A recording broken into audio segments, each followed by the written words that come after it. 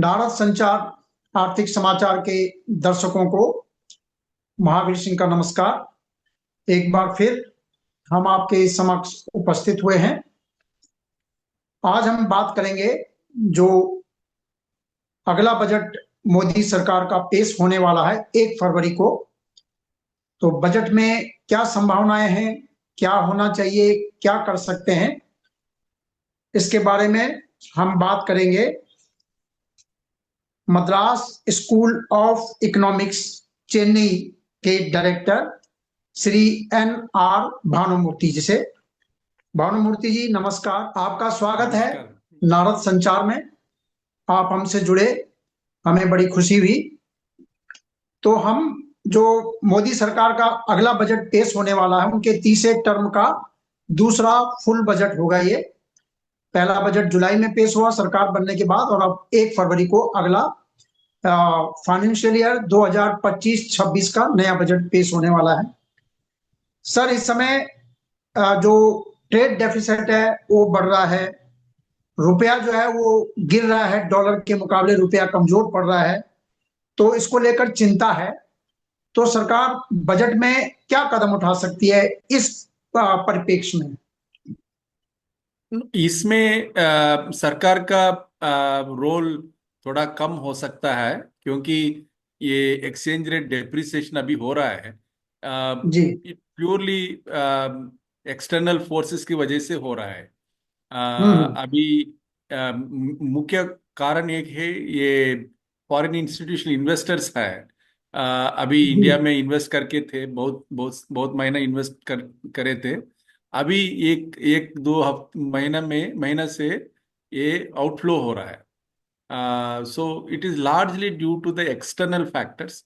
अभी United States में अब सबको मालूम है कि ये पॉलिटिकल सिचुएशन भी चेंज हो रहा है, और जी। इसी वजह से डॉलर का वैल्यू थोड़ा बढ़ रहा है।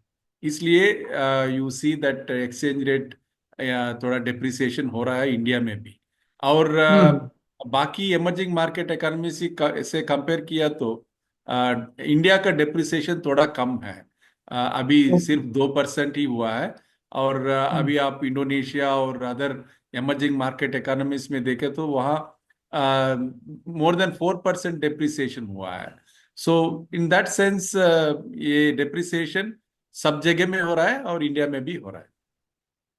सर, अभी 2 दिन बाद 20 जनवरी को नई गवर्नमेंट अमेरिका में आ जाएगी। डोनाल्ड ट्रंप राष्ट्रपति का कार्यभार संभाल लेंगे, और जो भी इस तरह की रिपोर्टें हैं कि उन्हीं के आने को देखते हुए ये शेयर मार्केट में और मनी मार्केट में ये सब चेंजेस हो रहा है।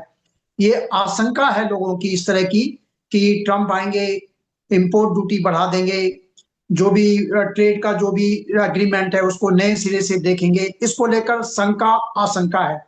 तो क्या भारत को चिंतित होने की जरूरत है, और बजट में इस बारे में कोई कदम, जैसे कुछ विशेषज्ञ कह रहे हैं कि इंपोर्ट ड्यूटी हमें बढ़ानी चाहिए ताकि रुपये को थोड़ा स्टेबलाइज किया जा सके, क्या लगता है आपको? नहीं, अभी रुपीस डिप्रिसिएशन ये ट्रेड डेफिसिट की वजह से हो रहा है, तो गवर्नमेंट का या आरबीआई का कुछ भी नहीं करने का। But if okay. The exchange rate depreciation is happening because of short term capital flows, वो ओके। स्टॉक मार्केट में पैसे है वो बाहर जा रहे से, उसका ऊपर आरबीआई थोड़ा इंटरवेंशन कर सकते हैं। मैं क्या बोल रहा हूँ, अभी रियल फ्लोस होता है ट्रेड डेफिसिट के वजह से, रियल फ्लोस होता है।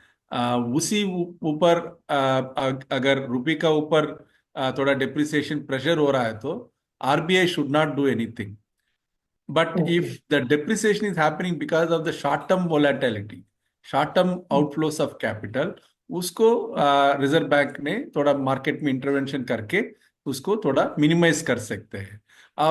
आपका और एक सवाल था, वो ये government whether they should increase क्या बोलता है, import. Import duties.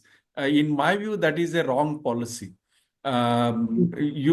you might contain exchange rate depreciation in the very short term. अभी ये इंपोर्ट ड्यूटी की वजह से long term impact on exports पर गिरेगा। सो हमारे एक्सपोर्ट्स का कॉम्पिटिटिवनेस कम हो जाएगा। सो इसलिए हम्म, बहुत सारा एम्पिरिकल स्टडी सपोर्ट करता है कि गवर्नमेंट ने इंपोर्ट ड्यूटीज को नहीं बढ़ाना चाहिए, और hmm, rather we should reduce it. In fact many of us are arguing that import duties कम किया तो it will improve our export competitiveness, and then it will reduce the trade deficit. सो थोड़ा वो ऑपोजिट पॉलिसी के बारे में हम सोच रहा है, but not that increasing the import duties hmm. is any policy measure.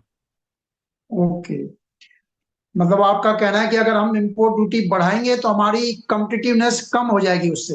हाँ जी, हाँ जी। ओके। अच्छा, एक जो अभी जीडीपी को लेकर जो ग्रोस डोमेस्टिक प्रोडक्ट का मामला है, सेकंड क्वार्टर के जो हमारे पास फिगर आए हैं 5.4%, हाँ जी। मतलब कई कई तिमाहियों में एक सबसे कम है।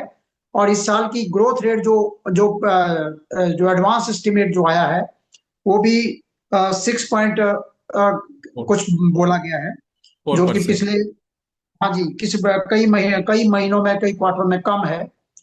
तो जीडीपी को लेकर भी कुछ चिंता बनी है। क्या बजट में सरकार जीडीपी ग्रोथ बढ़ाने के लिए कुछ कदम उठा सकती है? हाँ, वो तो budget has many roles to play if they want to increase the growth potential of the country. But before that ये स्लो डाउन सब लोग बोल रहे हैं 5.4% Q2 में, और पूरा हम्म, साल का 6.2% एस्टिमेट किया गया है।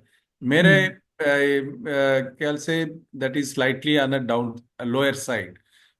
फाइनल नंबर में थोड़ा you will see some kind of improvement, 6.4 से 6.6 तक जा सकता है, क्योंकि हम्म, ये 6.4% अभी हमारे पास है। वो hmm, basically it's depending on 7 months और 8 months ऑफ इंफॉर्मेशन। अभी थर्ड क्वार्टर हम्म, में थोड़ा इम्प्रूवमेंट हुआ है, बहुत सारा लीडिंग इंडिकेटर्स हम्म, सजेस्ट करता है कि थोड़ा इम्प्रूवमेंट है कंपेयर टू सेकंड क्वार्टर। और फोर्थ हम्म, क्वार्टर में भी we will see the similar kind of improvement. Hmm, central government ने थोड़ा ये कैपेक्स के बारे में थोड़ा गाइडलाइंस को रिलैक्स किया है अभी recently, so that state government थोड़ा कैपिटल एक्सपेंडिचर इंक्रीज कर सकते हैं Q4 में। Hmm, so hmm, I think overall ये स्लो डाउन, ये slow growth, I will not say slow down, ये स्लो ग्रोथ हम्म, थोड़ा टेम्पररी है, and that too because hmm, of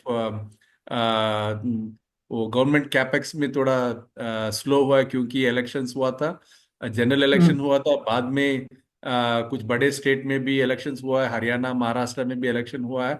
सो इसी वजह से भी थोड़ा कैपिटल एक्सपेंडिचर का प्रोग्राम थोड़ा स्लो हुआ है। जी, but going forward I think budget need to focus little more seriously on how we can improve the growth potential. इसके लिए ये कैपेक्स स्ट्रैटेजी है, 3 साल से कैपेक्स स्ट्रैटेजी फॉलो कर रहा है यूनियन हम्म, गवर्नमेंट, उसको कंटिन्यू करना चाहिए। और हम्म, स्टेट गवर्नमेंट को और थोड़ा अलोकेशन बढ़ाना चाहिए, क्योंकि 1.3 लाख करोड़ ये साल अलोकेट किया है। अगले साल हम्म, थोड़ा ज्यादा कैपिटल एक्सपेंडिचर स्टेट गवर्नमेंट के लिए अलोकेट करके वो गाइडलाइंस को हम्म, थोड़ा सुझाव देके, so you can increase capital expenditure at the state level. और एक बात है, कंजम्पशन के बारे में बहुत सारा एनालिस्ट ने लिखा है कि वो कंजम्पशन का स्लो डाउन हो रहा है करके। जीडीपी में हम्म, भी प्राइवेट कंजम्पशन का बारे में थोड़ा कंसर्न है। My hmm, view is that going forward if you want to improve private consumption hmm, demand, ये हम्म, टैक्स का थोड़ा टैक्स पॉलिसी के ऊपर थोड़ा ध्यान देना चाहिए, पर्टिकुलरली हम्म, जीएसटी का ऊपर, क्योंकि इनडायरेक्ट टैक्स है, जीएसटी है। जीएसटी हम्म, सबको ऊपर असर पड़ेगा। हम्म, इनकम टैक्स तो बहुत कम लोग का, सबको मालूम है कि वो सिर्फ 6-7% ही इनकम टैक्स पे करता है, मगर जीएसटी हम्म, तो सबको, कोई भी कंज्यूम करता है उसके ऊपर जीएसटी का असर पड़ता है। सो जीएसटी जी, थोड़ा कम करने का जीएसटी काउंसिल में union government as well as some of the state government, इसके ऊपर थोड़ा डिस्कशन होना चाहिए। और कदम उठाना चाहिए। इनकम टैक्स का ऊपर अभी भी बहुत सारा डिमांड्स है। हम्म, क्यों वो क्या बोलता है वो स्लैब को, मिनिमम स्लैब को 7 से 15 लाख कोई बोल रहा है, कोई 10 लाख बोल रहा है. But I think relooking at 7 lakh is definitely warranted given the current private consumption situation, and increasing to 10 lakh is a policy which I think the union government can relook at. आपका कहना है कि 10 लाख तक जो income tax है उसको कम करना चाहिए. अभी 7 लाख है, उसको अभी 7 लाख 10 को लाख फ्री किया बढ़ाना एक है. तरह. जी हाँ, जी.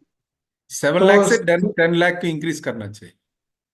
ओके, मतलब जैसे अभी जो नया स्लैब सरकार ने निकाला है हाँ जी. उसमें 7 लाख तक कहते हैं कि कोई टैक्स नहीं लगेगा. हाँ. हाँ जी. तो आप ये रिकमेंड कर रहे हैं कि कम से कम 10 लाख तक उसको कर देना चाहिए कि किसी को टैक्स ना देना पड़े. हाँ. इससे बाजार में खपत बढ़ेगी, डिमांड बढ़ेगी और हाँ. इकोनॉमी को बूस्ट अप मिलेगा. एग्जैक्टली. एग्जैक्टली. ओके. तो आपने काफी डिटेल में हमें इसके बारे में बताया है.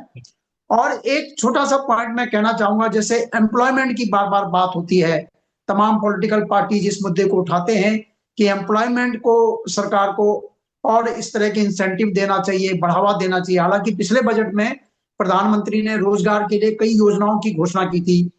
उसमें अप्रेंटिसशिप के लिए किया था, नए एम्प्लॉयमेंट देने पर कंपनियों को कुछ उनको सब्सिडी देने की बात की थी. और कुछ कदम उठाए जा सकते हैं क्या आपके हिसाब से? नहीं नहीं, अभी एक प्राइवेट कंजम्पशन डिमांड इंक्रीज किया तो, I mean, if there's any policy which lead to increase in private consumption demand, that will also lead to increase in the production act. अगर प्रोडक्शन एक्टिविटी बढ़ गया तो एम्प्लॉयमेंट एक्टिविटी भी बढ़ेगा. But I think पिछले budget में वित्त मंत्री जी ने 2 बड़ा प्रोग्राम इंट्रोड्यूस किए थे, वो इंटर्नशिप वाले और ELI scheme, exchange employment link scheme भी इंट्रोड्यूस किए थे. बट आई थिंक इसका इम्प्लीमेंटेशन थोड़ा स्लो चल रहा है. I hope ELI scheme will be implemented more effectively than what it is right now. और internship भी थोड़ा private company वाले, they are not taking advantage of that internship scheme. So I'm sure going forward, both these schemes will be implemented more effectively, so that the employment situation can be addressed much more seriously. Seriously. Sir, आपने बताया capex जो है इस बार जो 11.11 लाख करोड़ रुपए इस budget में रखा गया था, उसमें तमाम रिपोर्टें आ रही है कि पूरा कैपेक्स खर्च नहीं हुआ है. और सरकार, हालांकि सरकार की जो टैक्स बायोनेंसी है वो अच्छी बनी हुई है. फिस्कल डेफिसिट जो टारगेट रखा गया वही प्राप्त कर लिया जाएगा या कुछ बेटर रहेगा? My own estimate is that for the current year, that is 25-26 May, sorry, 24-25, you will see a slightly better number than budget deficit. 4.8 का estimate हुआ है. So it will be slightly less than 4.8. Our next year को, I think it will be somewhere close to 4.2. That is my estimate. So, but it all depends on what policies government is planning to do. So I hope fiscal deficit will come down closer to 4% very soon, at least by next year or next to next year. Thank you sir, आपने हमें समय दिया, आपका बहुत बहुत धन्यवाद. और हम अपने सभी हमारे दर्शकों से अनुरोध है कि हमारे वीडियो को लाइक कीजिए, शेयर कीजिए और आपका कोई कमेंट है तो उसका भी स्वागत है. नमस्कार. Thank you.